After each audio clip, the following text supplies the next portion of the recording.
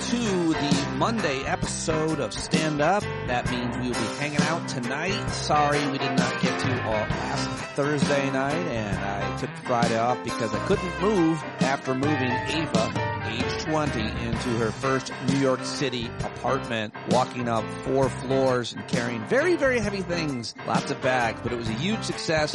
We had a great time. I slept over the first night in her apartment, and we really enjoyed it. So thank you for the day off. I'm back, and I've got 2 great guests joining me today. First, I've got Dr.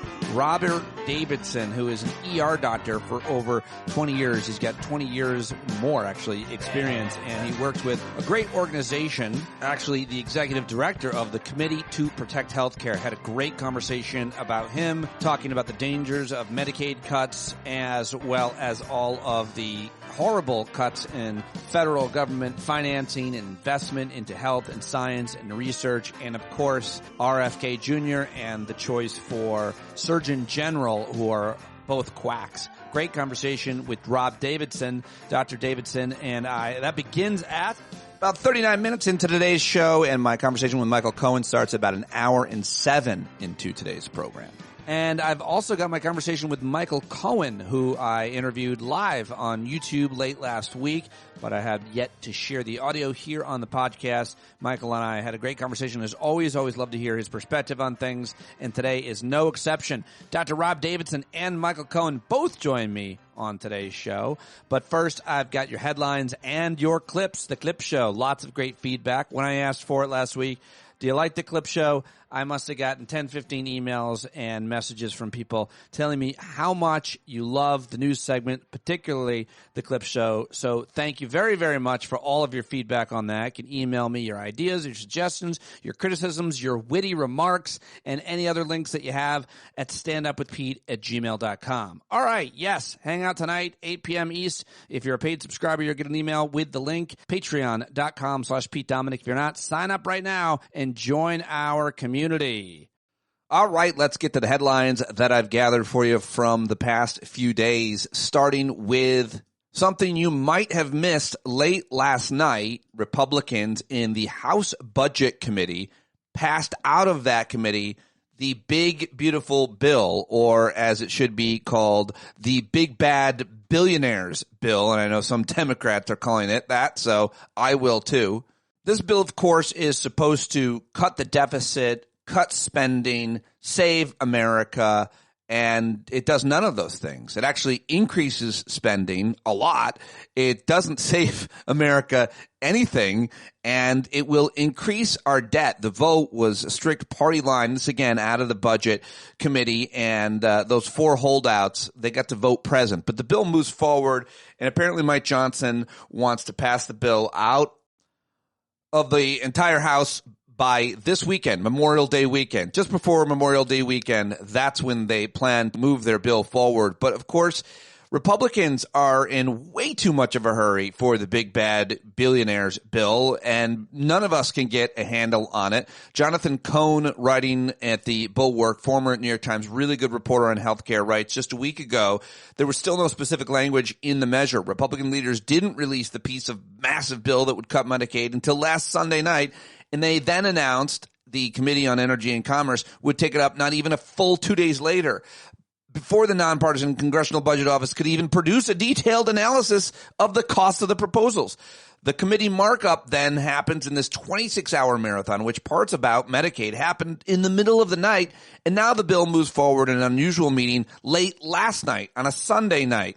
And if history should tell us anything, Nathan Cohen, who reported back then, Jonathan Cohen reports back then, and I covered it with him and others, that when 2009 Democrats were pushing the Affordable Care Act, nor popularly known as Obamacare, that the measure had months of public debate before it went to the Committee on Energy and Commerce. That committee held 8 separate hearings about health care reform. It was just one of 3 committees working on the issue, and the Affordable Care Act markup took a full 2 weeks.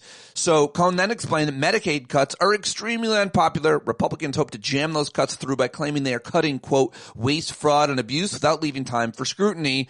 But if they're really interested in savings, they could turn instead to the privatized part of Medicare Advantage. The Congressional Budget Office estimates that cutting overpayments to Medicare Advantage when private insurers upcode care to place patients in a higher risk bracket could save more than $1 trillion over the next decade. Instead of saving money, the big bad billionaires bill actually blows the budget deficit wide open by extending the 2017 tax cuts for the wealthy and corporations. The Congressional Budget Office estimates that those extensions could cost at least $4.6 trillion over the next 10 years.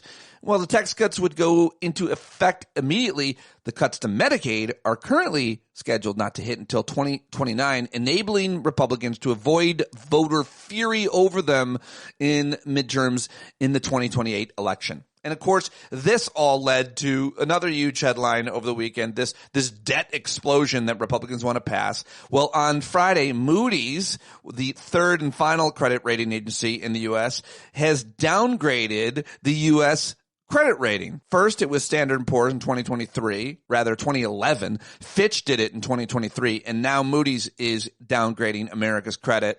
They say if the 2017 Tax Cuts and Jobs Act is extended, it will add around $4 trillion to the federal fiscal primary deficit over the next decade. As a result, we expect federal deficits to widen, reaching nearly 9% of GDP by 2035, up from 6.4% in 2024, driven mainly by increased interest payments on the debt, rising entitlement spending, and relatively low revenue generation. So there you go. That's the big news from the past, overnight and into the week. They want to cut Medicaid, but you won't see it until they're done. But you will definitely see the tax cuts for the rich right away. That's the gimmick. That's the scam. That's the scheme. That's what they're trying to do. We cannot let them. Although we have little, if any, leverage to prevent the House from doing this by Memorial Day weekend.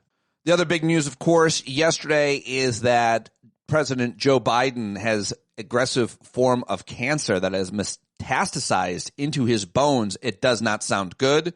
This represents a pretty aggressive form of the disease.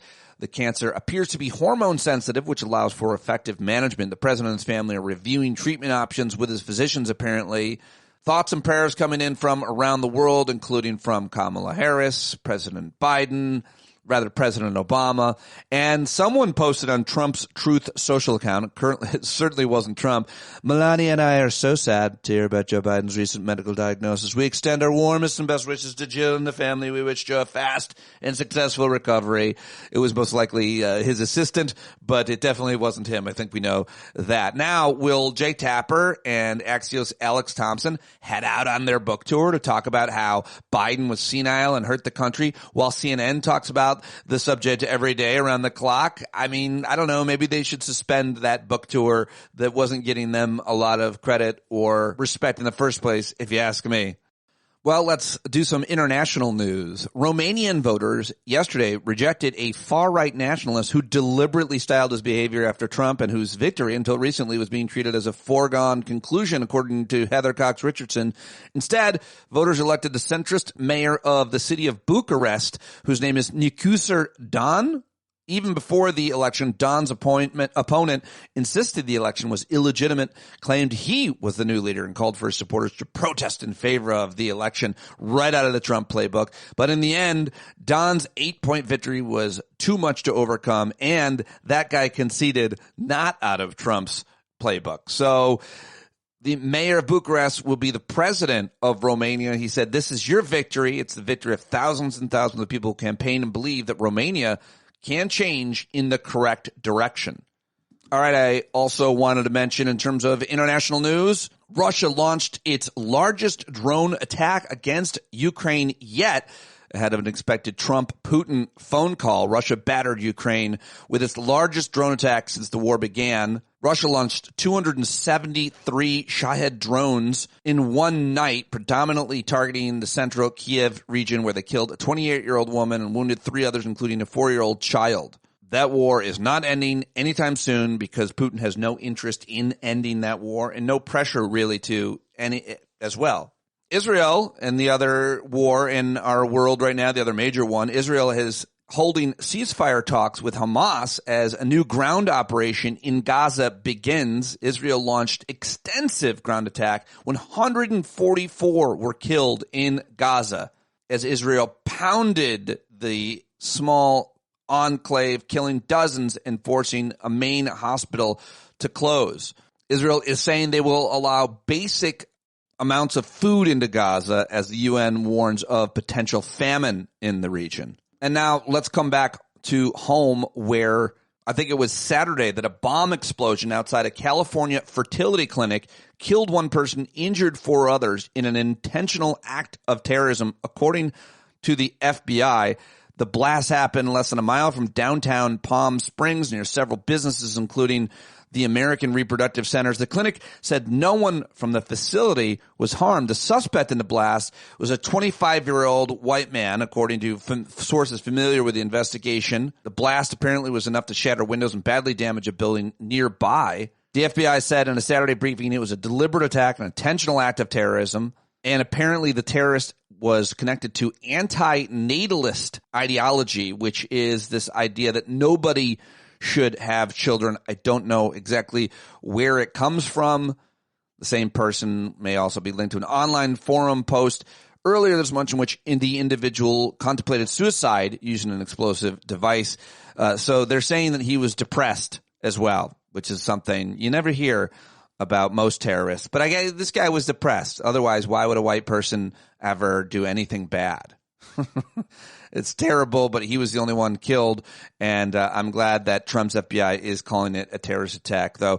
At first, I thought it was some kind of an abortion facility, a facility where procedures are performed, but it was a reproductive facility where they held embryos, and apparently none were harmed, so that's good news. Another fierce storm hit the central U.S. this weekend, devastating many communities that are still reeling from severe weather just weeks ago. If any of our listeners, our community, were damaged or harmed or know anybody that is, let us know at the Hangout tonight. We'll talk about that and much, much more. A couple of stories I think that are good news. The Trump administration has given up a legal fight to ban a device that makes semi-automatic weapons more powerful. Well, that's not good news. I read that wrong. I thought they were giving up a fight that was going to be good. No, the device called a forced reset trigger allows semi-automatic weapons to fire hundreds of rounds, basically become automatic. The Biden administration had sought to block them from being sold. The Trump administration has given up a fight to ban that device, which will make semi-automatic weapons that much more powerful. The accessory is similar to something called a bump stock, which was used by the gunmen to massacre in Las Vegas that massacred dozens of concert goers there. Last year, the Supreme Court struck down the bump stock ban, but the Biden administration had sought to maintain a ban on forced reset triggers, which is what I'm talking about now. Federal judge in Texas, of course, struck down the forced reset trigger ban, but the Biden administration appealed the case. The Justice Department, Trump's Justice Department, said the new settlement included gun safety provisions and would prevent the sale of forced reset triggers in pistols. Still, gun safety advocates decried the settlement, saying that it would allow gun owners to transform their firearms into virtual machine guns, making life in America more dangerous, not safer. Here was the good news I meant. That we're at a 75-year low for smoking and a 25-year low for vaping. But the bad news is the CDC office that has been credited with some of that work is now gone. The Trump budget has cut the anti-smoking programs. We'll have to talk with Dr. Barry Hummel, who's been working on that his entire career. Well, maybe this is good news. Surgeons in Southern California have performed the first human bladder transplant, introducing new, potentially life-changing procedure for people with debilitating bladder conditions. And finally, a British mountain guide has scaled Mount Everest for the 19th time, breaking his own record for the most ascents of the world's highest mountain by a non-Sherpa guide. The man's name is Kenton Cool. He's 51 years old, which gives me a lot of inspiration because I turned 50 this year. And he's climbed Everest 19 times, breaking his own record. Man, that guy must be intolerable at a cocktail party. So what do? Oh, I climb mountains. Oh, really? Which mountains have you climbed? Mainly Everest. I focus on Everest, which I've climbed I don't know, dozens of times. Oh, man. Wow. Interesting. And that is the final headline that I've got for you here on a Monday. Lots to think about, lots to ponder, lots to look more into and discuss deeper with our guests here on the show and with you. Looking forward to talking to you about all these stories and more at our Hangout and anywhere else that we connect. All right, now it's time to get to the clips. Time for the clip show, and it ends with the weekend update from Saturday Night Live season finale, which is very funny. I like to end on the jokes, but first we dive into the maddening, the triggering, the deeply concerning, and the some righteous clips that I've got for you. Let's start with the Treasury Secretary. This is Scott Bessent. He really made an ass of himself on the Sunday shows. He was on Meet the Press and CNN's State of the Union. Listen to how nervous he is talking on NBC's Meet the Press with Kirsten Welker trying to defend tariffs and somehow twist the fact that Walmart announced that their prices are going to go up. Ask you about Walmart. This big news from Walmart. It says it will start raising prices on its consumers, Mr. Secretary, as early as this month due to the tariffs. Now, President Trump out with a very stern warning on social media saying Walmart, quote, should eat the tariffs, adding the company made far more than expected last year. Is the president asking American companies to be less profitable? I was on the phone with Doug McMillon, the CEO of Walmart, yesterday, and Walmart is, in fact, going to, as you described it, eat some of the tariffs that just as they did in 18, 19, and 20.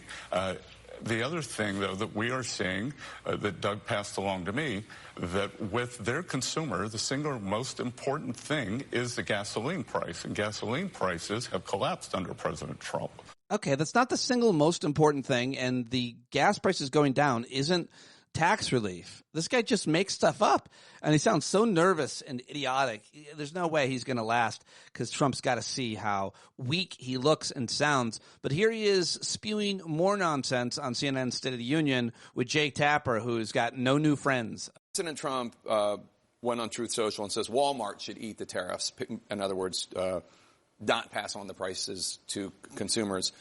Doesn't that inherently serve as an acknowledgement that tariffs are essentially a tax on consumers? Because initially President Trump said, well, other countries, that's not true. Countries pay for the tariffs. But here we have a perfect example. China gets these tariffs, and then Walmart has to raise its prices, and consumers end up paying for them.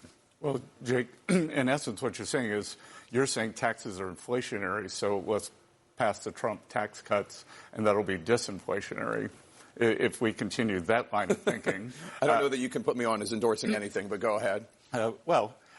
Let's just keep everything consistent. I did speak to Doug McMillon, who I have a very good relationship, yesterday, just to understand what he had to say. And, understand that came from an earnings call. On an earnings call, because of SEC requirements, they have to give the most draconian case. So Walmart will be absorbing some of the tariffs. Some may get passed on to consumers. But the other thing that's happening is that inflation is down. We had the first drop in inflation in 4 years under President Trump. The other thing that Doug mentioned to me is for his consumers, for his buyers, the most important thing are gasoline prices. And this administration has gotten gasoline prices down. Service prices are down. So overall, I would expect inflation to remain in line. But I don't blame consumers for being skittish after what happened to them 4 years under Biden. We had the worst inflation in 40 years. All right, so he wants to blame Joe Biden. Fair enough, right? Except for, well, here is Senator Rand Paul, who disagrees. He's on ABC's This Week with Jonathan Karl. So is a trade deficit subsidizing Canada? No, they're really not related at all. What happens if we trade with another country because they have less expensive goods is we become richer. You also have more money that you can spend. So let's say you're an average American, you shop at Walmart. You save about $4,000 or $5,000 a year because you're able to purchase goods that are imported from other countries. What do you do with that? I don't know. Maybe you go to Disney World. Maybe you go to Dollywood. You spend a lot of it in America. Maybe you get somebody to cut your grass. There's all kinds of things things that happens to that extra money, but you are richer because you've gotten a product at a lower cost. And this is what the marketplace does. It drives prices down and it pushes efficiency, but it isn't one country against another. All of that is an artificial accounting. We've had a trade deficit with China ever since 1976, and yet we got richer and they got richer. And here's a little bit more from Rand Paul in that interview with Jonathan Karl. Walmart has warned that this will result in higher prices. What's your assessment? Well, tariffs are taxes, and when you put a tax on a business, it's always passed through as a cost, so there will be higher prices. And I think this is what's important to know. People talk about, oh, this is America versus China. The U.S. doesn't trade with China. You trade with Walmart, or you trade with Target, or you trade with Amazon. Americans go in and buy a product. Now, it might come from China, but think about it this way. Think if the entire trade with China was all TVs. 1 million people go to Walmart. They all buy a TV. They like the quality. They like the price, and it happened to come from China. But then you draw a circle around China and the U.S., and you say, oh, my goodness, it's a trade deficit. We buy all of our TVs from over there. But each individual transaction, each individual who bought a TV was happy. But how can you draw a circle around 1 million happy people and say they all got ripped off? So there's an economic fallacy here. And the fallacy is that trade deficits actually mean anything. They're an artificial accounting. The only trade that means anything is the individual who buys something. That's the only real trade. And that, by very definition, if it's voluntary, is mutually beneficial or the trade doesn't occur. All right. Well, we moved from trade and tariffs to conspiracy theories. This is crazy. Yesterday on Fox, you had Maria Bartiromo was talking to Don Bongino, who's like the deputy at the FBI, and the head of the FBI, who's Kash Patel, who's just nuts. And they were asked about Jeffrey Epstein. The right, MAGA, QAnon, they're obsessed with Jeffrey Epstein, whether or not he committed suicide, what's the truth behind Epstein, who was on his plane, who's on his list, all that. Important questions. I'm not saying you shouldn't be, but that is a top issue. They want to know what happened, and they got a lot of flack, Patel and Bongino, for basically sticking to the official story. You said Jeffrey Epstein committed suicide. People don't believe it. Well, I mean, listen, they have a right to their opinion, but as someone who has worked as a public defender, as a prosecutor, who's been in that prison system, who's been in the Metropolitan Detention Center, who's been in segregated housing, you know a suicide when you see one, and that's what that was. He killed himself. You want me to? I've seen the whole file. He killed himself. Well, there you go. Except for they're not allowing that to be the answer in MAGA land and QAnon land. They don't believe it. They're very critical. They think they've sold out. They think somebody must have gotten to them and all that. Was the conspiracy on the right yesterday in Earth 2, if you will. Now let's get to the former Vice President Mike Pence was, for some reason, invited on to meet the press. He said a lot. They did a very long conversation. I listened to that as well as all the other Sunday shows yesterday while I was out and doing my lawn work. And Mike Pence was none too pleased with the servile attitude of Trump and his trip to the Arab world and all of the rest. Listen to this tisk by old Pence. Kristen, I've never been a fan of American presidents criticizing America on foreign soil. And to have the president in Saudi Arabia questioning America's global war on terror and describing it as nation-building and interventionist, I thought was a disservice to generations of Americans who wore the uniform, who took the fight to our enemy in Afghanistan and in Iraq.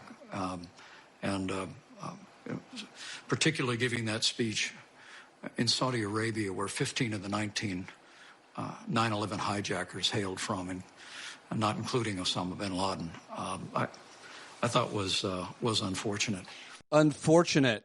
That's an understatement. He never goes too hard, and certainly not with nearly as much passion as he attacked Barack Obama for, I don't know, wanting there to be a public option for health insurance. Okie doke. Well, how about this? This got a lot of attention, went kind of viral. This is like a 3-minute back and forth with CNN's Victor Blackwell.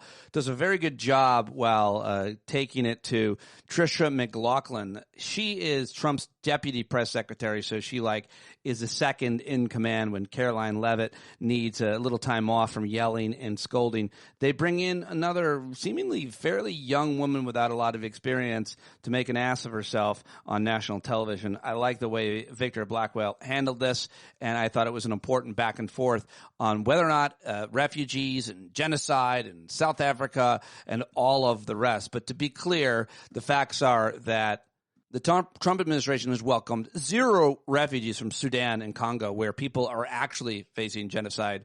The government has welcomed 0 refugees from anywhere but South Africa. Even though thousands of refugees all over the world have already been vetted and approved, the number that she cites here refers to asylum seekers. But the Afrikaners are the only refugees who've been allowed in. And she mixes up a lot of different words. All of them have actual legal meaning, none of which she probably has any understanding of. Can we just start this conversation by agreeing that Afrikaners are not facing genocide? Absolutely not. First of all, I have to correct the facts, Victor. You said that no refugees were let in.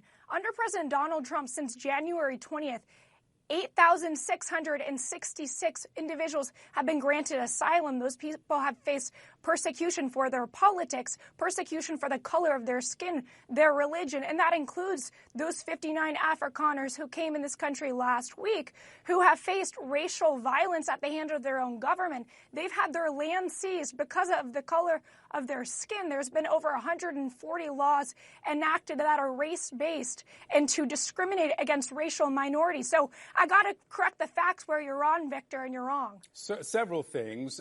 President Ramaphosa says that although the law was signed in January that would give the government the purview to take the land, no land has been taken from Afrikaners. Also, that's President Ramaphosa. He'll be at the White House this week. Take it up with him. Also, the definition of genocide is aimed at extermination, right? And so although there is violence in South Africa, there's violence against black South Africans, too. So when the president says that there is genocide, where is the evidence? The U.S. has not recognized officially genocide. The United Nations has not recognized genocide. And for the thousands of people who you say were let into this country who've been granted asylum, absolutely. I'm talking under the Refugee Resettlement Program, which the president froze by executive order early in his administration.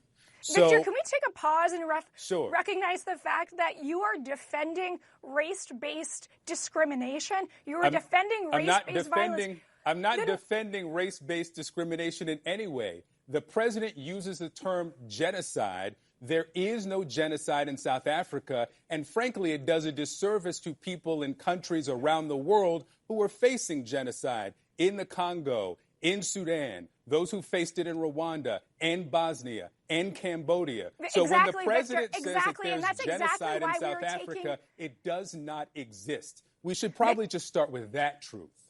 Okay, if you're going to allow me on your program, I'd like to speak. You're welcome to. Again, we have granted asylum to 8,666 individuals since January 20th, regardless of color or creed. It is quite frankly disturbing to me that members of the media, including people who are on this very network, are trying to whitewash the facts and whitewash the fact that these individuals have faced discrimination, racial violence, the seizure of their land based on nothing. Based on what? Based on, I just had to interrupt her. You know what? Because let's get to Secretary of State Marco Rubio also defending this in a grotesque. The administration has prioritized bringing some white South Africans, Afrikaners, to the United States despite the increased restrictions on refugees. President Trump claims there's a genocide underway in South Africa. That's a legal determination. The State Department would make it. Are you trying to determine that now? I will determine that these people are having their properties taken from them. They can call it whatever they want, but these are people that on the basis of their race are having their properties taken away from them and their lives being threatened and in some cases killed. These are people that applied and made these claims in their applications and seek to come to the United States in search of refuge. We've often been lectured by people all over the place about how the United States needs to continue to be a beacon for those who are oppressed abroad. Well, here's an example where we're doing that. So I don't understand why people are criticizing it. I think people should be celebrating it, and I think people should be supporting it. In fact, is there evidence of a genocide that you have? They are in favor. I think there's evidence, absolutely, that people have been murdered, that people have been forcibly removed from their properties, both by the government in some cases because of a law they passed, but also because of independent groups encouraged by political parties inside of South Africa. So, listen, to move here from half a world away and leave behind the only homeland you've ever known, that's not something people do lightly. These people are doing it for a reason. So we welcome them to the United States, and I think there may be more coming soon. I mean, that was enraging, of course, but let's get to Senator Scott Van Hollen of Maryland. He made quick work of the tiny Mad King's first overseas trip to the Arab world. Donald Trump's visit to the Middle East, my view is the overall narrative here was selling out U.S. national interests for the private gain of his family business. He essentially gave away the crown jewels of American AI and semiconductor technology to the Gulf in exchange. Yeah. In exchange, it looks like, for a $2 billion investment in the Trump family stablecoin venture. All right, we go from Senator Chris Van Hollen to Senator Chris Murphy of Connecticut, who I really like and does a great job here. I got a few clips from him on Meet the Press this Sunday, in which I asked him about that $400 million jet that Qatar is offering to the president, to the United States. President Trump said it would be, quote, stupid not to take it.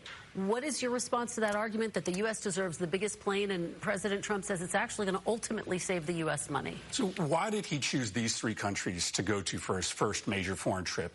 It's not because these are our most important allies or the most important countries in the world. It's because these are the three countries willing to pay him off.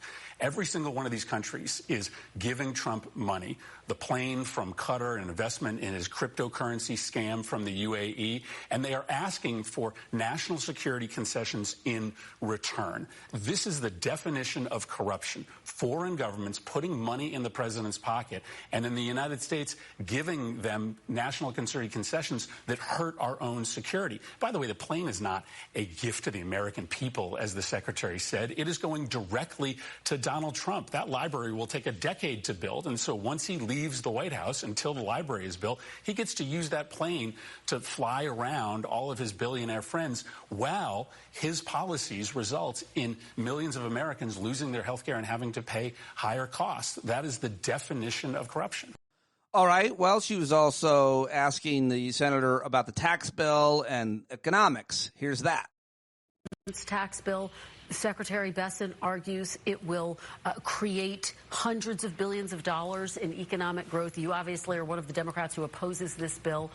Are Democrats standing in the way of the economic growth that Secretary Besson was just arguing?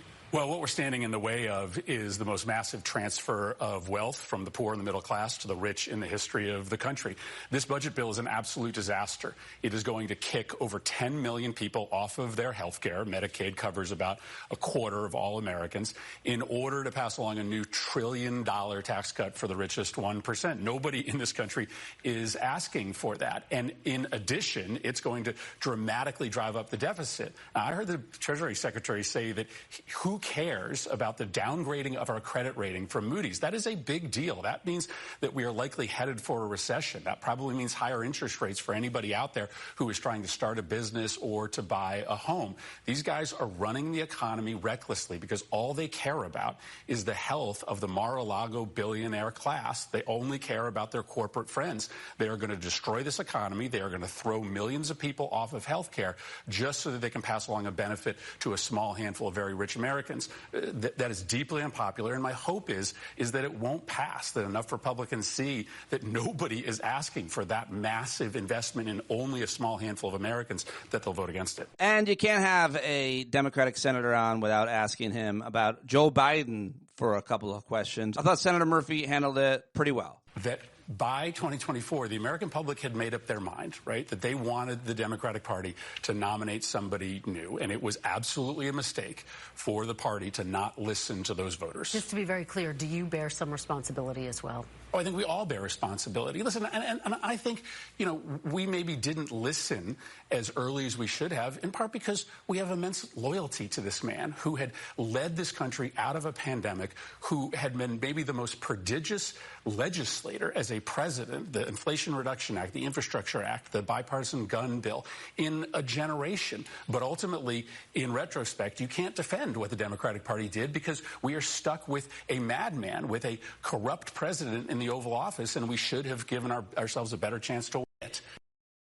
All right, there you go, Senator Murphy. And those are the Sunday Show clips that I gathered for you today. I'm sure I missed some good ones, but I give you a good range there, and I hope you appreciated it. And now it's time to get to some laughs. I thought this was a particularly funny weekend update on Saturday Night Live's final season finale, season 50. I didn't include the final part of it, which is pretty funny, where Michael Che and Colin Jost write jokes that the other one has to say. It's very funny. But here's the first part, recapping last week's news. I love it. Let's have some laughs. We deserve them. President Trump traveled to the Middle East this week, and if I were him, I would have just stayed there because it looked awesome. Trump arrived in Saudi Arabia, where he was greeted with a lavender carpet which matched the color of his tie and also the length. They also rolled out a mobile McDonald's truck for President Trump's visit, featuring Saudi Arabia's most popular new burger, the McJournalist. President Trump, while on his trip, said that Iran has sort of agreed to terms for a nuclear deal in the same way Trump has sort of agreed to uphold the Constitution. Many people in Saudi Arabia were very happy with President Trump's visit to the country because rich Saudis love to fly out thick blondes. The Democratic National Committee protested President Trump's plans to accept a $400 million luxury jet from Qatar by flying a banner over Mar-a-Lago reading Qatar-a-Lago.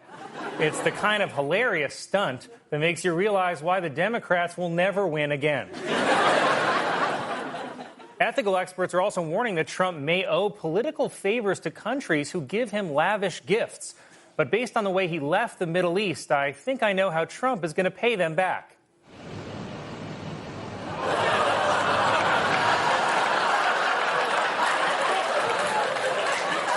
President Trump has signed an executive order giving refugee status to white people from South Africa.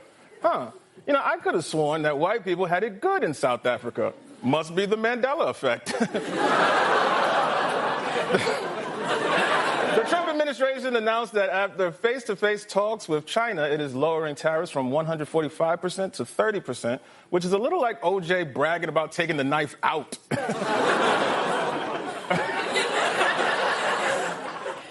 Robert F. Kennedy Jr., whose shirt collar traps all the blood in his head, was criticized for posting pictures of himself swimming in a Washington, D.C. creek despite signs warning it was contaminated with raw sewage. Oh, can you imagine how many parasites are in there, said the creek. The Department of Homeland Security said they may participate in a new reality show in which immigrants would go through a series of challenges for a chance to become a citizen. It's called The Real Housekeepers of Orange County.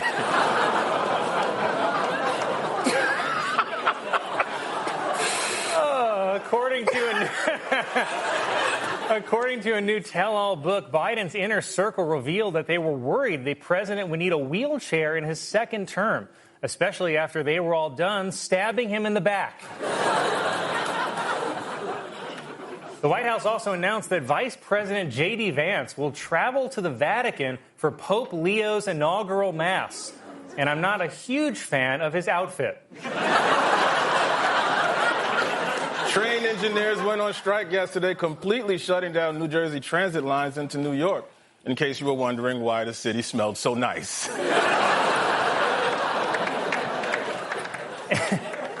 In what counts as good news in 2025, the Menendez brothers have been resentenced for the 1989 murder of their parents after the judge said he did not believe the brothers posed a risk if released, unless someone adopts them. Oh. No, that's a good point.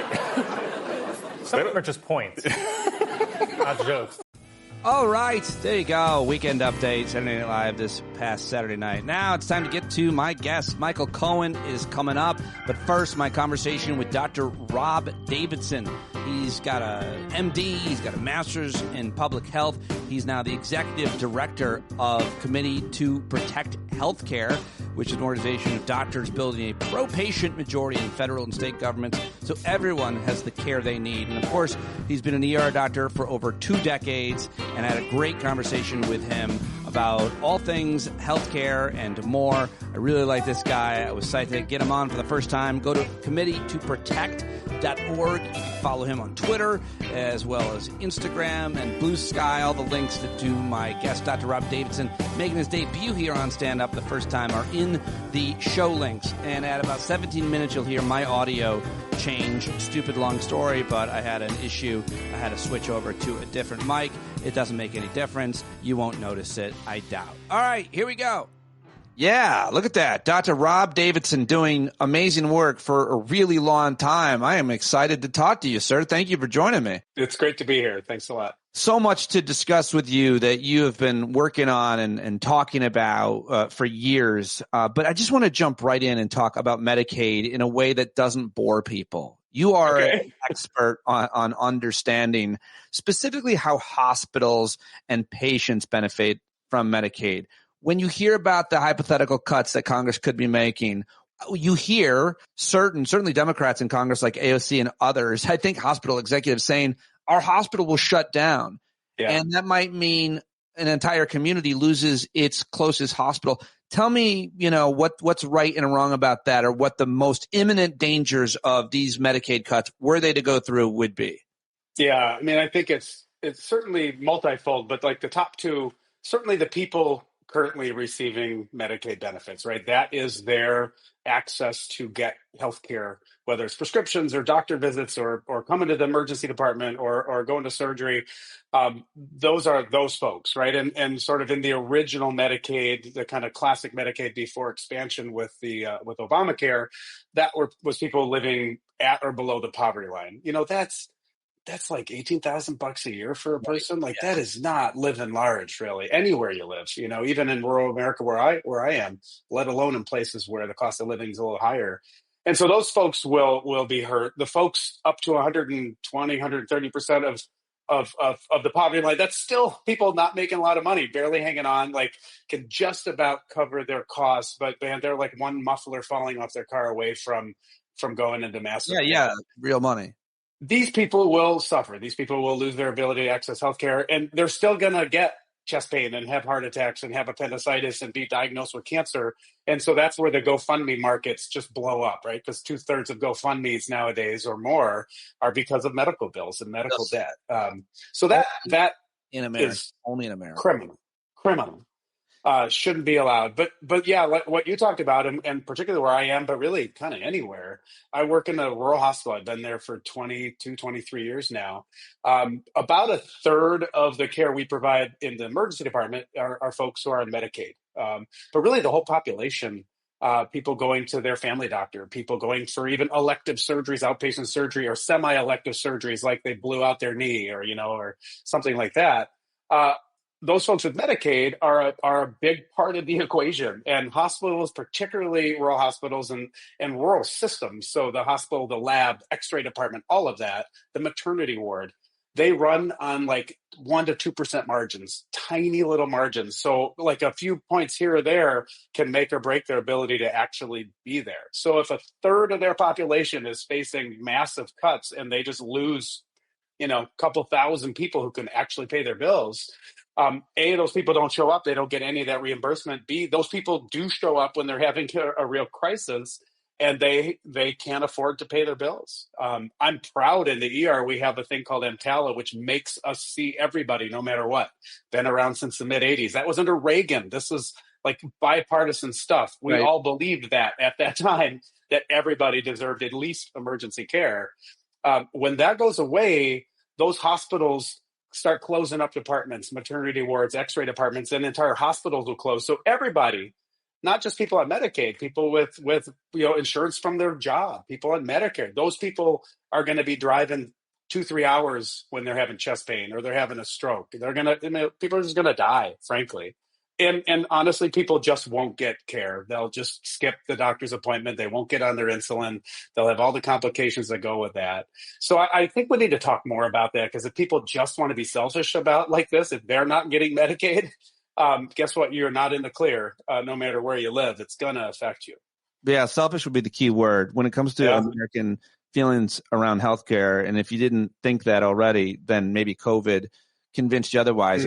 I mean, I already thought it, because I, like most people in the world, but not most Americans, think healthcare should be a right, or at least access to affordable health insurance should be a right. I wanted to ask you just about just not only the morality or lack of morality of the idea that we're going to force people to work. This idea that they have a quote work requirement. That's the phrase my congressman used at our recent town hall when we booed him out of the school, Mike Lawler. We're going to make people have to work.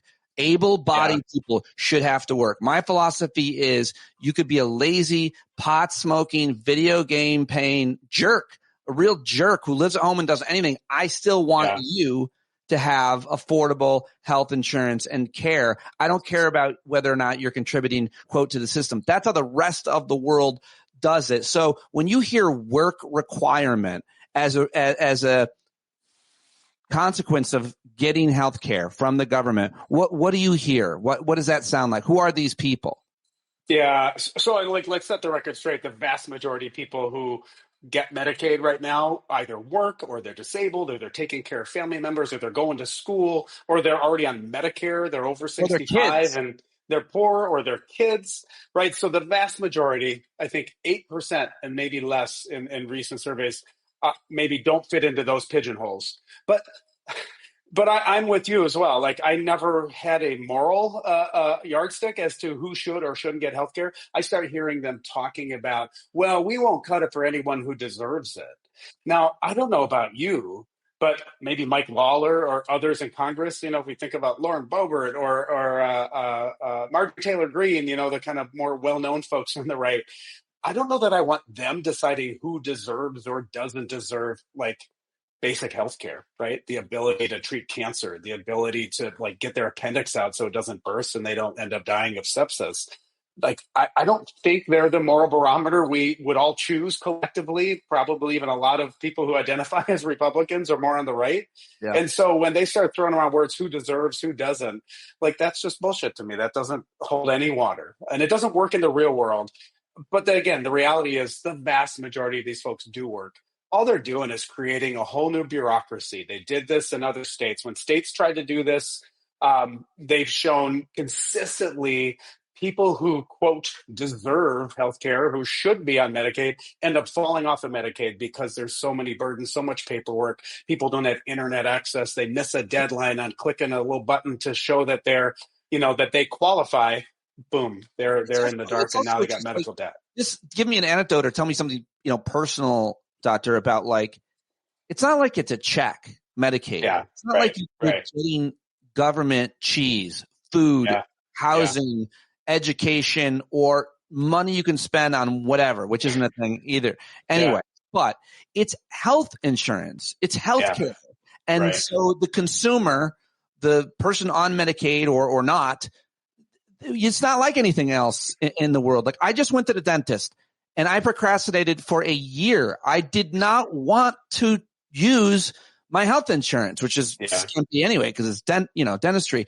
They don't usually cover that very robustly. So just the idea that we are preventing people to have Medicaid as if they're somehow taking advantage of the system, and they're, we're hearing this from RFK and others now, they're unhealthy. You should just choose to be healthier anyway, which is I don't know what kind of philosophy you would name that, but it's pretty inhumane.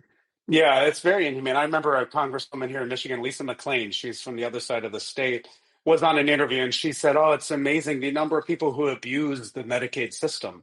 And I started thinking, in my 20 some odd years of doing this job, I've never seen anyone abuse coming into the doctor. I remember a mom brought her kid in with an earache at 3:00 in the morning. This kid was crying with ear pain, had been there for 3 days. And the nurse kind of came out and said, oh, these people, they're coming in, using the ER. And I asked her, I said, I just have to ask, what made you come in now? She said, well, between 3 houses, we have 1 car, and this is the only time it was available. And I said, this is a good parental decision. You brought your kid in the time you could, and we got the appropriate care for that kid. If someone like Lisa McClain or Mike Waller or anyone else wants to say that's abusing the system, I'll take it any day of the week. We're just providing actual health care to regular people who just don't have anywhere else to go. Yeah, I abuse the system, but it's more personal. Like, I am friends with doctors, and as you know, because you have friends, people will text you about everything. So that's how I abuse. It's not really a system. I just actually, I don't know why basically I abuse my friend. Abusing the friendship. Yeah, there you go. Well, that's okay. And I'm very much, I can't wait to wake you up in the middle of the night to tell you about something. Very good. Oh, crap. Now I don't know if you have my number, but you probably can find me. That's why you're on the show. So the other thing that, when in the conversation you had with Mike Pence, which must have been so serendipitous in back in Iowa in 2020, you did a really good job at the whole conversation. The whole back and forth was really good. You really kept him on the hook, kind of cornering him on things he really hadn't been challenged on. A lot of times we all live in our echo chambers, but even the vice president on the issue of healthcare, he certainly does. He's the guy who wrote an op-ed that was pro-tobacco one time. That might Pence. Anyway, that guy. You did a great job at informing the viewer or listener about the language that they use to make it seem like these cuts aren't cuts and nobody gets hurt. Talk to me a little bit about things like block grants and the idea that, by the way, so many of these states, red states, had the opportunity to expand Medicaid and have it be almost entirely paid for. And they said no. They said no, which punishes all of the people in the state if I'm not wrong. Tell me about the language and why it matters. Yeah, and I remember specifically he said when he was governor of Indiana, they were innovating and something like, well, they were proposing at that time, this is January of 2020, just before COVID kind of hit our shores, which is why we were both in a diner and not wearing masks. He said these thing called block grants, they were trying to push through a scheme. And what that basically says is the federal government gives a state a chunk of money and says, here, you figure out who you cover, how much you cover. That's going to be a fixed amount. And so if there's a pandemic and more people lose their job and need Medicaid and more people get sick and need Medicaid, well, too bad. We'll have to figure that out. You'll have to, quote, innovate. And he used that term innovate. And I pointed out to him, in our world, innovation equals cuts, right? Their innovation equals fewer people getting healthcare, more people getting sick, more people dying. As far as the way I engage with him, I kind of use the analogy, I've been an ER doc for a couple decades or more at that time. And, you deal with sort of combative people, delirious people, drunk people all the time. You can't yell at them. You can't wrestle them to the ground. You have to kind of talk them down, diffuse the situation, keep them engaged so they're not taking swings at people. And while he wasn't being combative, he was certainly trying to wiggle his way out of having to actually address the issue. And most of my emergency physician colleagues, I think, have been in that type of situation and just sort of have kind of gotten those skills over time, cutting their teeth in the ER. So it served me well in that moment.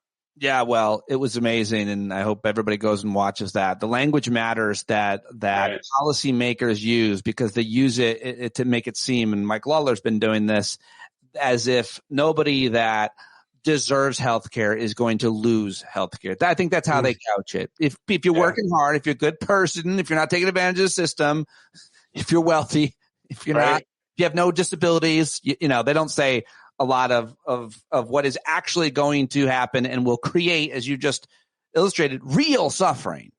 Yeah, for sure. And meanwhile, Rick Scott, senator from Florida, was the CEO of a company that had the biggest Medicare, Medicaid fraud case settled by the U.S. government in the history of those programs.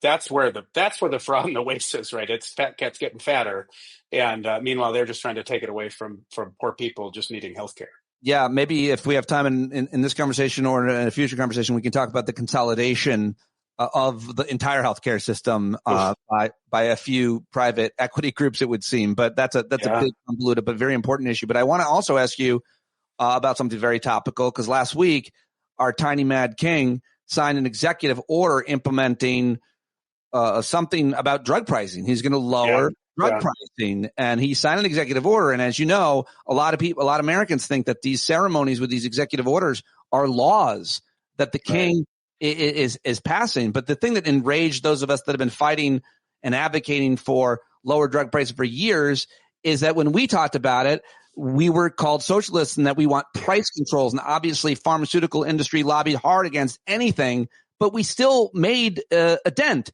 on the pharmaceutical industry through actual legislation. And now what about this? Isn't this a good thing?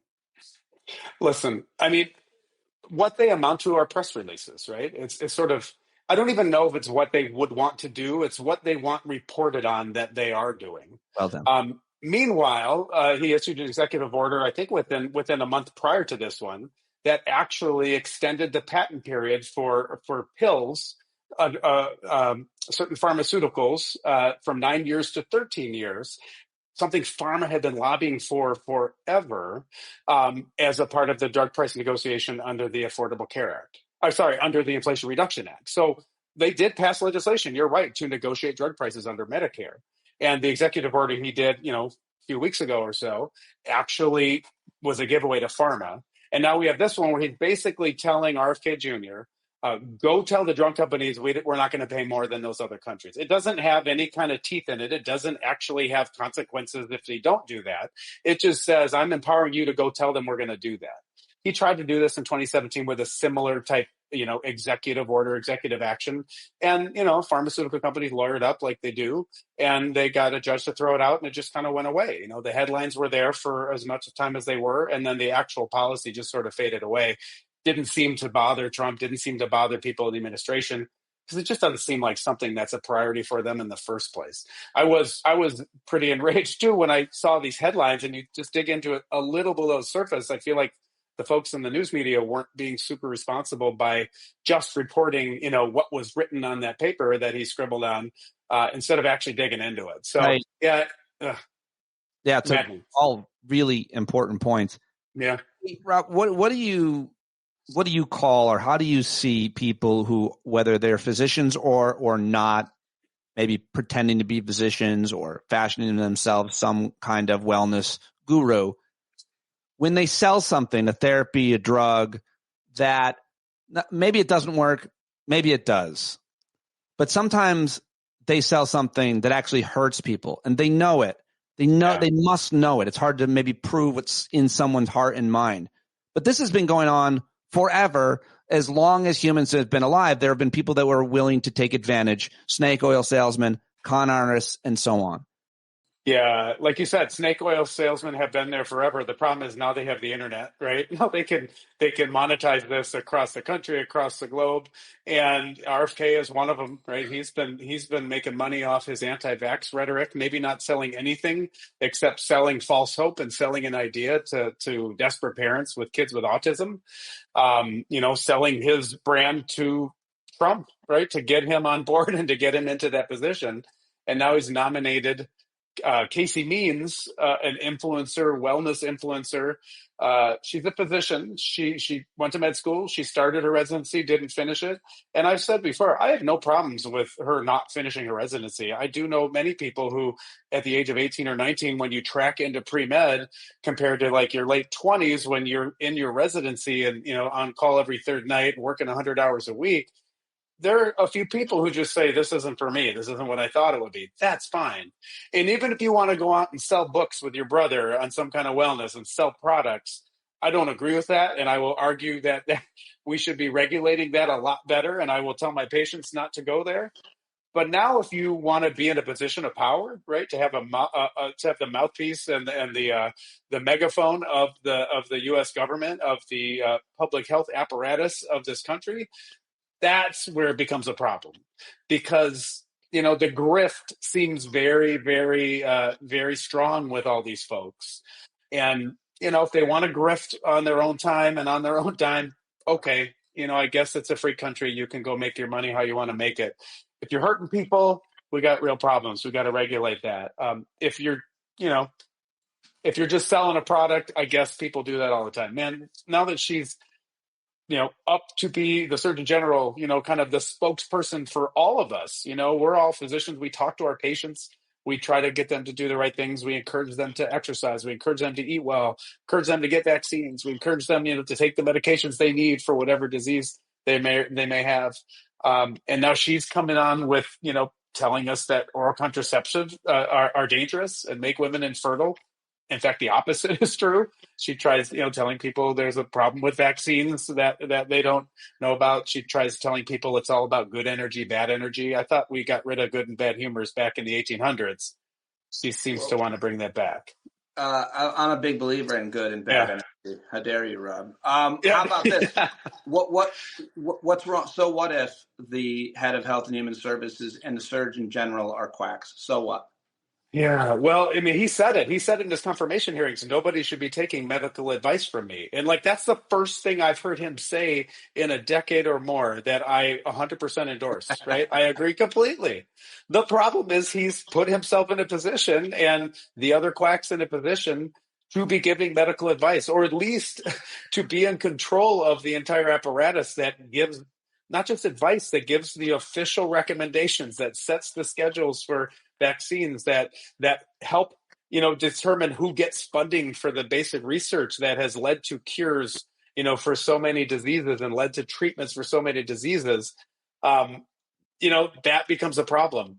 We should be able to get medical advice from the head of HHS and from the Surgeon General. We shouldn't from these people. That's for damn sure.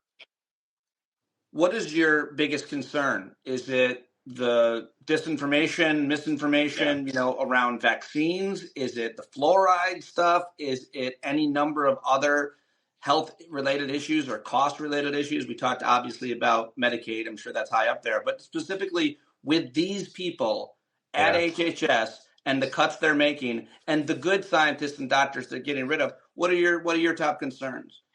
Well, when he was being confirmed, he didn't understand how Medicaid and Medicare work. He talked about copays and Medicaid, which aren't a thing, and they shouldn't be a thing for people living on the edge, right? And that's another thing they're trying to institute in Medicaid, copays for people so that they have a disincentive to actually seek healthcare. So part of it is the disinformation, right? The danger of when they ask you, would you vaccinate your kid against measles? He says, I don't know. I'm not sure. And we have a measles outbreak that's killed 2 kids already, right? That's dangerous, and that could kill people. But then overseeing programs that he just doesn't understand, putting Dr. Oz, right, another snake oil salesman, TV personality. I hear he was a great cardiac surgeon at one point, and again, that's wonderful. I wish he had kept doing that because he probably did a lot of good doing that. The problem is this guy has made money off of privatized Medicare, the so-called Medicare Advantage program. And now he oversees Medicare and Medicaid for the U.S. government.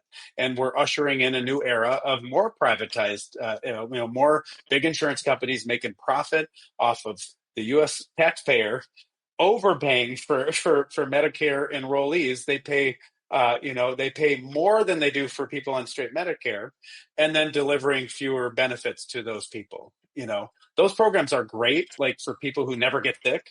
You get a health club membership, you get your glasses and you get your dental and dentures and all that. But heaven forbid you actually get sick, end up in the hospital or need surgery, and then people realize there's nothing there. That's what kind of keeps me up at night, thinking about what these guys are going to do, what these folks are going to do to this whole system that is imperfect. Right. We can talk about that. And the profit in our system is way too high. It is not perfect, but they're deliberately taking it in a worse direction. And it's going to take a generation to undo the damage. Yes. Been talking about healthcare since 2010 with all kinds of experts. I'm really glad to talk to you today about this issue, but we have always been talking about cost, access, quality, affordability, and we'll continue talking about this, but as you're saying, making it that much worse. So we've identified a lot of problems here. You're the executive director of this great organization, Committee to Protect Healthcare, and of course, a physician for over 20 years. What do you want to say to people listening and watching? What can we do? Yeah, I mean, I think right now we're in defense mode, right? We have to defend the programs that are actually working and delivering for patients and for communities. Right now, Medicaid is on the chopping block, right? We know they're trying to pass trillions of dollars in tax cuts for really, really rich people who don't need that extra cash, and they're trying to do it on the backs of working people and poor people and taking away health care. So I think what people need to do is make it really uncomfortable for Mike Lawler and folks like him.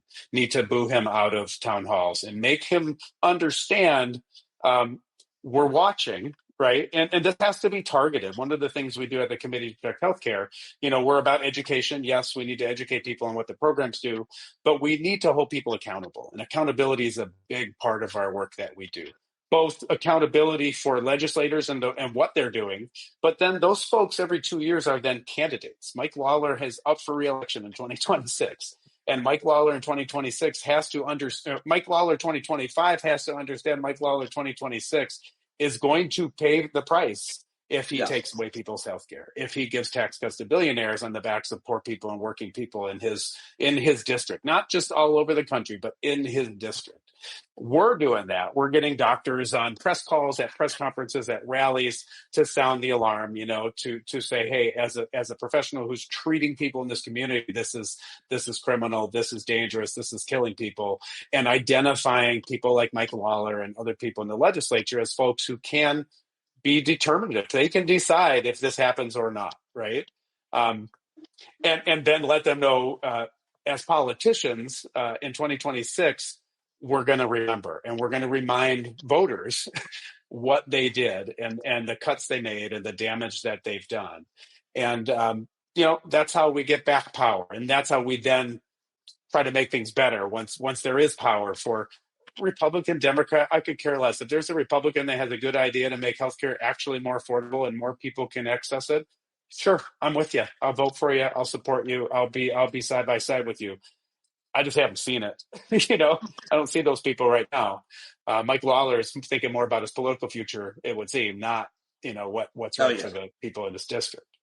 Rob, so great talking to you. Really appreciate your time today. Hope you'll keep up the work and doing stuff like this. And I look forward to talking to you again. I hope folks who are listening will support your organization. I'll put links to it in the show notes. But really great work, and I appreciate you very much. All right. I appreciate you too. Thanks for the conversation. Yeah, Dr. Rob Davidson. Go follow him on all the links I provided in the show notes. committeetoprotect.org. Go support that organization doing great work. And now it's time to get to my second guest of today's show. That's right. I have two. Hard to believe I used to do this every single day. But Michael Cohen is one of our favorite people to talk to. His Substack is Truth and Consequences, truthandcons.substack.com. Michael has written 2 books. He has been a speaker on foreign policy and domestic policy all over the country. He is a senior fellow at Tufts Center for Strategic Studies. He's a contributor to MSNBC.com, and I always love when he joins me here. Let's do it right now with Michael Cohen. Michael Cohen, live in Brooklyn. Thanks for joining me. Great to be here, as always, Pete. I'm pretty excited to talk to you about a lot of different things. A lot of things going on in the world these days. I mean, so many things that are happening that it's hard to decide what to cover and talk about and what's important and what's consequential in our lives and what is a distraction, I suppose, or doesn't deserve that much attention. But then at the same time, anything that starts sometimes as a distraction feels like it could be a full-blown scandal. So I don't know what to think, Michael. Well, but what is a scandal these days? I mean, there have been so many scandals since Trump took office that in any other situation would have doomed a presidency and now are just forgotten about days later. How do you see corruption? That is a word that gets tossed around a lot in politics throughout history. Here and everywhere there has ever been government officials, I suppose. And, experts. No, I don't like that argument. This is the most brazenly corrupt presidential administration in American history, and it's not even remotely close. Right? There have been other corrupt administrations, although, I think probably they are. It's probably more rare than we think. There's Nixon, obviously. We can go back to like Warren Harding and things like that. But there's this debate amongst people attacking New York Times investigative reporter Eric Lipton, who's basically saying, I don't know what he's saying, something wasn't necessarily corruption because corruption requires a quid pro quo. And I kind of feel like, again, people throw the word around. Is there a definition that you feel like we should be, generally speaking? It seems like you have a high bar, Michael, for what is defined as corruption. Well, I mean, that's interesting. I mean, I guess, look, Trump taking a free jet from Qatar without a quid pro quo is still inherently corrupt. It's first of all, it violates the Constitution, the Emoluments Clause. But it basically, knowing Trump as well as it creates opportunity for corruption. It's a way of currying favor with Trump. And we know about Trump that if you are nice to Trump, then he will reciprocate that. No matter who you are. I'm sorry? No matter who you are. If you're a powerful, who you are. If you're a sociopathic dictator of North Korea and you're nice to Trump, he will reciprocate that and fall in love with you. And I'm only partially exaggerating.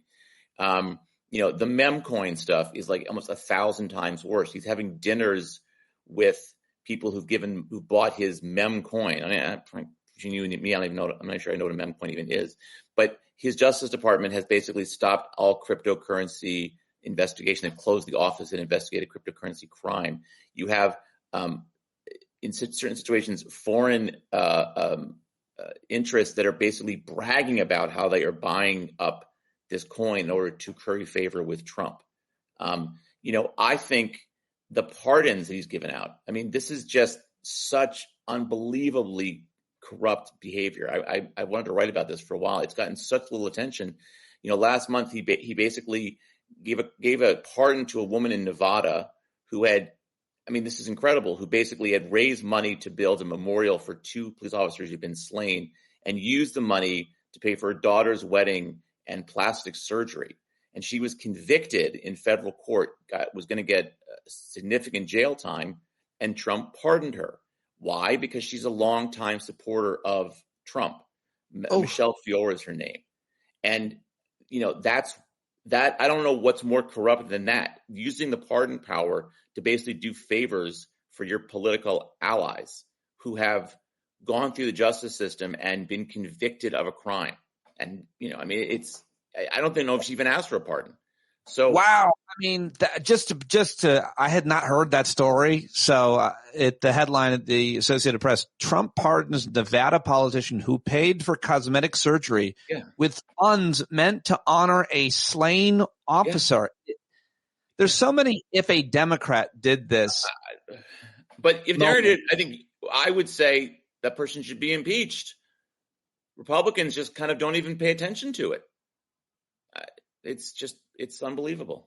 It really is. Corruption. You're saying the corruption is at levels never seen before in American history. There's not even a close approximation to the level of corruption. There's probably not even a councilman as guilty.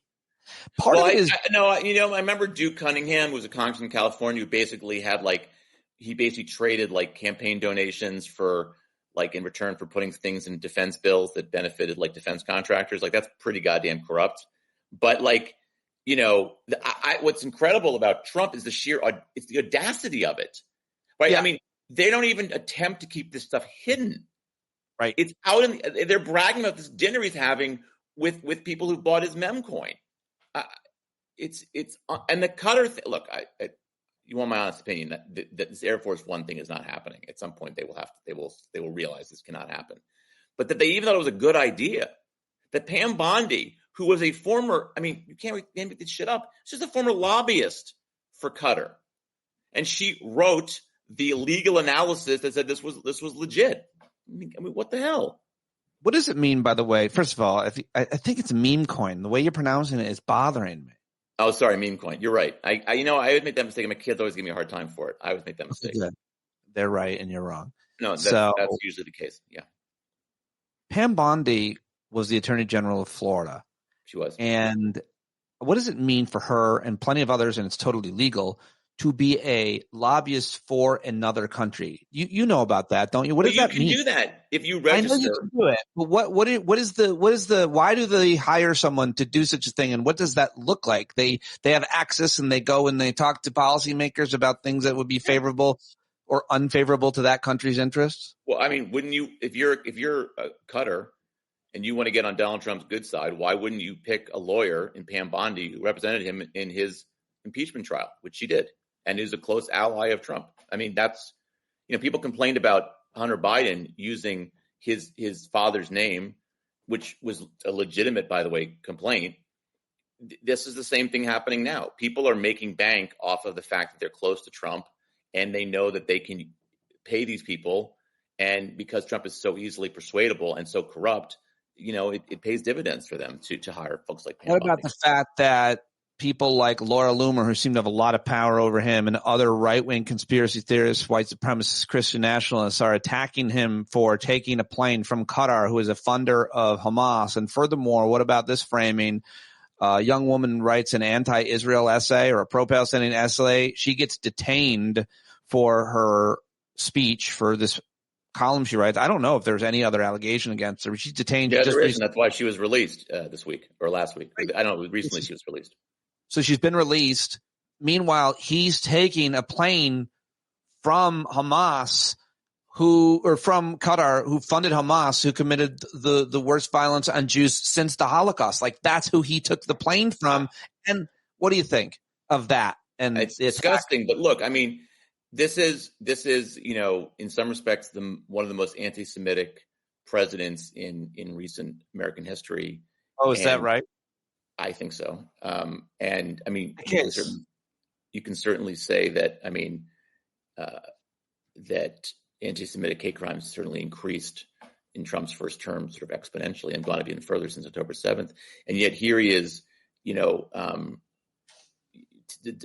taking money away from colleges because they're supposed to not doing enough to stamp out anti-Semitism. I mean, as a Jew, I find like I'm just tired of being a political what's it called? A beanbag for both sides to use against the other. That's basically what he's doing on claiming to care about anti-Semitism. He doesn't give a shit about anti-Semitism at all. He just wants to go after Harvard and Columbia and other places. And among a certain segment of his base that plays, not among Jews, really. I mean, Jews didn't. I mean, one thing I think is sort of interesting about the 2024 elections, Jews voted for Harris at the same rate they voted for Biden. And by the way, one thing I sort of find hilarious is listening to Israelis complain that Trump is selling them out, which he almost certainly is right now. And I mean, I listened to them before the election say, "Oh, Trump's gonna be good for Israel," and I was like, "No, you guys are making a huge thing." How is he? I don't know how he's selling Israel out right now in terms of negotiating. Talking to Iran about a nuclear deal, which is something that Israel. That's the big transgression. That no. There's much more than that. He made a deal with the Houthis to stop the war there, but didn't get a similar pledge from them to stop firing rockets into Israel. Which, I mean, if Joe Biden had done that, he would have been impeached probably. He had his own, his guy Witkoff basically make a deal to release the last American hostage in Gaza, which, by the way, I actually support. I think that was the right thing to do. But again, the kind of stuff that would have caused Republicans to freak out at Joe Biden. And certainly, I think a lot of Israelis convinced themselves that Trump would be a strong supporter of Israel, and he hasn't. He's skipping visiting Israel on this trip. I'm not even saying he's wrong in some things he's doing. I'm just saying that that the Israelis who convinced themselves that he was going to be good for them have found themselves to be sorely mistaken. On the one thing you mentioned there, I don't know what you mean by Witkoff made a deal for the Americans who's in the IDF, right? And what was wrong with that? Eden Alexander or Idon? I'm not sure I pronounce his name. I think it's Eden. Yeah. What was wrong with them making that deal? You were critical. You said if Joe Biden did it, because did they give something up, or what was the controversy there? Well, I think Hamas did it as like a goodwill gesture to the U.S. and basically it was the U.S. intervention by Witkoff that got him freed. And I mean, I think you can say that one of the criticisms people made of Biden was that he deferred too much to Netanyahu, and Trump hasn't done that, and that's one of the reasons why this young man was freed this week, thankfully. So in that sense, I think he's been much tougher on Israel than Joe Biden was, for sure. So it's interesting because it's less about the Palestinians and Gaza and where Trump comes down and what Israel can or can't. Yeah, I didn't mention another thing too. He basically said to the Saudis he would consider supporting their civilian nuclear program, and he wouldn't demand that they normalize relations to Israel in return, which was basically the whole deal that Biden was trying to work out with the Saudis during his presidency. I mean, he's basically willing to give the Saudis a civilian nuclear program and get nothing in return as far as normalization with Israel, which is I think a bad negotiation, frankly, but also, completely dismissive of the Israelis. I mean, part of the problem is I think that Trump doesn't like Netanyahu. And by the way, one more thing I didn't mention also is that one of the reasons Mike Waltz got pushed out as an security advisor was that he was apparently like working behind the scenes with Netanyahu on military plans to attack Iran, which Netanyahu wants Trump to support, and Trump isn't supporting, which I think, by the way, is the right move. Really fascinating. I'm glad that came up because I hadn't heard it quite that way. Certainly Israel's interests vis-a-vis Iran, the Houthis, the greater Middle East, the deal that they had made earlier with Saudi Arabia and Israel was everybody was giving up something, but it would seem that Trump is moving a whole lot closer to the Arab states. They have a whole lot more money and favors they seem to want to do. I don't know, maybe the Israelis could give them a golf course. I mean, honest to God. And the other thing you mentioned, and I do think there's some truth to that, Trump does not like Netanyahu, and we can talk about why. Nobody likes Netanyahu. No American leader likes Netanyahu. They all hate him. Right. But he didn't like Trudeau either. And I tried to say something thoughtful and articulate on yesterday's show when I mentioned that. I want to get your take because you're far better and understand these issues a lot more. The idea that you would not like another world leader and therefore not do something in America's best interest. Like the history of America is made up of negotiations and deals and agreements made by people who fucking hated each other personally. Well, but I think on the Trudeau thing, he didn't like Trudeau because every time he talked about wanting to take over Canada, Trudeau got upset about it, which was completely normal. And so I don't know that he didn't like Trudeau as much as he just didn't appreciate that he didn't agree with him. He said, I didn't like him very much. And that's why. Because Trudeau was like, we're not going to make Canada part of the United States. And I'm sure at some point. Okay, all right, go ahead. He doesn't like the Danish prime minister for the same reason. I mean, people forget this, but in 2019, he canceled a summit with the Danish prime minister because she refused to engage in a conversation with him about selling Greenland. I mean, he takes that personally, right? So with Bibi, I think it's actually, oddly enough, more policy-driven than personal. I think he resented the fact that Bibi was working with Mike Waltz and others in the administration to try to, coax the U.S. into helping them attack Iran's nuclear program. Also, Trump wants to make deals. He wants to say he's the worst deal maker on the face of the earth, but he wants a deal on Saudi normalization. Doesn't care how he gets there. He wants an Iran nuclear deal, even though we walked away from the perfectly good deal that we had. He wants some new deal. He wants a deal on Russia-Ukraine. He doesn't care how he gets the deal, right? I mean, he wants a deal to end the war in Russia and Ukraine so we can win the Nobel Peace Prize. He doesn't give a shit about the actual deal looks like. He just wants the deal. He wants to say, I made a deal. It could be literally him getting nothing in return, but he doesn't care. He can say, I made a deal. It's amazing because he really can just post or say to camera, I made this deal, or I just signed this executive order. It's now law, which he's got a lot of people believing. But he's even taking credit for deals he had nothing to do with and arguably made worse, like the India-Pakistan conflict, right? That was a good one. No one talked about that. He basically said that they negotiated, the U.S. negotiated the deal, and India's like, they didn't do anything. I mean, but as long as he just says it, and we've known this about him forever, that makes it so. I'm a rich, successful businessman. Look at this, the smoke and mirrors. Yeah. So he's not a good deal maker. And that brings us to one of your most recent pieces at your Substack, Truth and Cons. truthandcons.substack.com. Are you subscribed, folks? Michael's take is always original, thoughtful, and I almost said original twice, but that's how I felt. But you wrote about this latest deal that was not a deal. What's the metaphor to explain when you break something or mess something up and you clean it a little bit, but not all the way? Here's the analogy I should have used earlier. Trump set fire to the U.S. economy, okay? And then he called the fire department like a week later, right, to put out the fire. And there's lots of damage and there's lots of reconstruction that has to be done. But Trump is going to say, I put out the fire, which, of course, he said. So on the China thing, I mean, he's the worst negotiator I've ever seen, right? He puts these tariffs on China and then, unilaterally, China basically calls his bluff and says, we're going to put tariffs on you. Nothing happens for a month, right? Or maybe less. I don't know how long it was. They go to negotiations, and they have this great deal they reach in which they basically agree to reduce the tariffs that they set a month ago.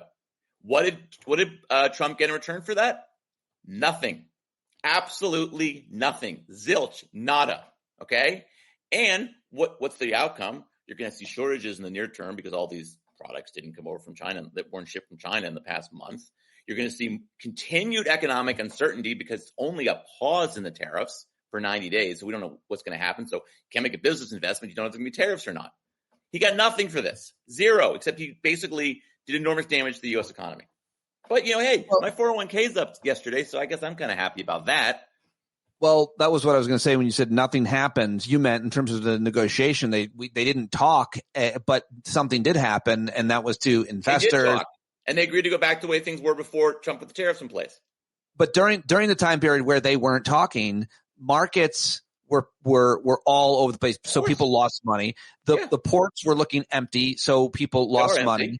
Yeah. And people started panicking. Like, a lot happened. A lot of real consequences happened as a result of his bullshit, terrible, no good, unexperienced negotiating, where the Chinese must be thinking, this guy is the worst. Easiest mark ever.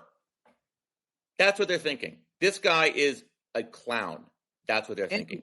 And has now no credibility because he doesn't follow through on his threats. He talks this big game against all these different countries, including Canada. And what does he follow through with? He loses in the end. They fool him. My favorite thing about this is that he announces on Liberation Day, right? April 2nd. They announced these tariffs across the board. A week later, they go into effect, okay, at midnight on April 9th. It took like 11 or 12 hours for Trump to back down and to announce a 90-day pause unilaterally with no concessions by anybody. Why? Because the bond markets were freaking out. Now, if Trump didn't have his head lodged firmly up his own ass, he would have understood that putting in place these tariffs was going to cause markets to freak out, which of course is exactly what happened. And so when the bond markets went really freaked out and the dollar began to get weak and no one wanted to buy U.S. treasuries, Trump was like, I guess we got to back down from this. Here's the thing. He loves to play brinkmanship, but ultimately he's a giant wussy. He's a wimp. He's afraid of conflict. He's afraid of the implications of his decisions, of, you might say, the consequences of his actions. And when there are consequences, he immediately backs down because he's an idiot. I mean, I don't know what else to say about this. He's just terrible at this. Terrible. You have a piece at your Substack titled "The World's Worst Deal Maker," and you've talked about it a lot. Before I let you go, last thing, you wrote, and others are now talking, I'm hearing, about the potential that Democrats have in the next election. Could they take back the Senate in 2026, which is the midterm elections here? Why are you writing about this? Is this when we ramp up? Is this when we analyze? Is this the primary time? One of my readers asked this question, could the Democrats take back the Senate? And when I started working on the piece in March, and at that point I was like, not a chance in hell. And, now my take on this is probably not a chance in hell, but the chances have increased. And I just think what's interesting about this is that look, this is a year and a half away. A lot can happen in a year and a half. But one thing you're seeing already is that the recruitment effort of Republicans is faltering. So in New Hampshire, Chris Sununu is a very popular governor. I think he's won 4 terms, decides not to run for Senate. In Georgia, Brian Kemp, popular 2-term governor, decides not to challenge John Ossoff. Those things are going to help Democrats in both those races win.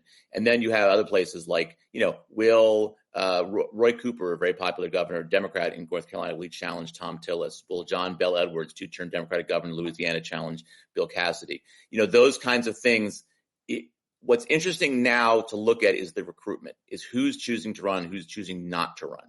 And that's where you can kind of get some sense of where the politicians see this election going. And I can assure you that if people like Sununu and Kemp don't want to run, it's because they think they're going to lose, or maybe they think this is a tough race and they don't want to get involved in a tough race that, they have a reasonable chance of losing. Right. So I think what you're seeing already is the impact of Trump's lousy approval numbers. Look, midterms are always bad for the party in power, always, except 2022 for Biden, ironically enough. And I think everyone agrees that the House is almost certainly going to go Democratic. But what I think is adding to the disinclination of Republicans to run for these races is that Trump is unpopular. and there's a potential of a recession. And if those things happen, it's going to be even worse to try to run as a Republican candidate. So I think that's a lot of what's happening right now. Always learn a lot reading you and talking to you. Love it. Appreciate you stopping by, and hope everybody goes and subscribes to truthandcons.substack.com. Thank you very much, Michael. This is good. Always a pleasure, Pete. Thanks for having me. All right, Michael Cohen. There he goes. Dr. Rob Davidson and Michael Cohen. And I'll see you tonight at 8 p.m. East at our Hangout if you're a paid subscriber. If you're not, go to patreon.com/PeteDominic right now. If you haven't bought John Carroll's new album, do that right now, johncarroll.org. And I have nothing else to say. That's it. It's over. I am so grateful to have you here, you bumblebees here at the end. You're the very best. Hope to see you tonight. I love you. Be the change you want to see in the world. Don't listen to that chatter in your head. Be mindful of the moment. Grateful for what we've got today. And I will talk to you tonight or tomorrow. You've been sitting so long, you got the creaky knees, you gotta stand up. Stand up. I think you're driving wheels been leaking grease. Boy, you better stand up. Stand up. Well, there's a whole lot more of us who know what's right. They'll keep right on ignoring us if we keep sitting tight. You got to open up the window to let in some light. You gotta stand up. That's right. You got to rise up, you got to stand up, you got to stare the devil straight in the eye. You got to let him know it's his turn to go. See it clear when all you hear is a lie. So get up off of your butt, get down off of your fence, even if it ain't a very friendly audience. Well, they'll begin to listen when you start